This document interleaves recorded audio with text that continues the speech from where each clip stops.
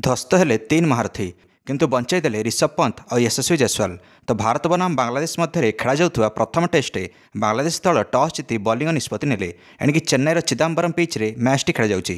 1978 परठारु जेतेबेले भी विदेशी दल टॉस जीतिछि एणिकी भारत को बैटिंग पई आमंत्रण करा जाइछि चिदम्बरम पिच रे। सदाबेले फायदा विदेशी टीम को होइछि। आज से बांग्लादेशी बॉलर हसन महमूद प्रथम भारतर 3टा दिग्गज को आउट करी पाविलियन को पठाइदेले।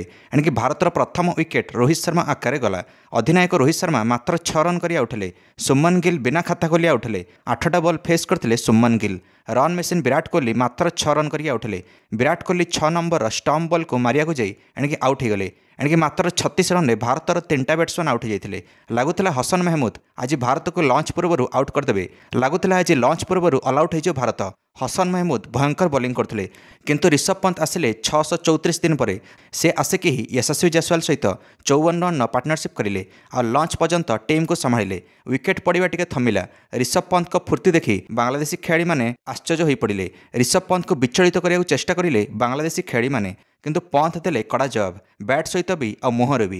बांग्लादेशी खेलाड़ी लिटन दास कहले ऋषभ पंत को जे पंत को देहरे बॉल बाजी ओभरथ्रो है। ऋषभ पंत से रन दौड़ी पकाइले। ऋषभ पंत कहले स्टम्प को बॉल मार मत कहीं मारुच।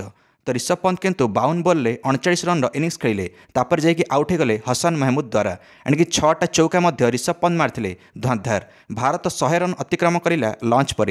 आशा अच्छी यशस्वी जायसवाल फॉर्म रे अछंती। देखा जाऊ शतक आसुची कि नहीं यशस्वी जायसवाल को बैट्रु। कौन लगुच भारत 200 ऊपर को जीव ना 300 रन भी पार कर जीव प्रथम इनिंग्स रे। निश्चय निज मंतव्य कमेंट दे वीडियो को लाइक और चैनल को सब्सक्राइब करदे समस्त क्रिकेट अपडेट्स। धन्यवाद।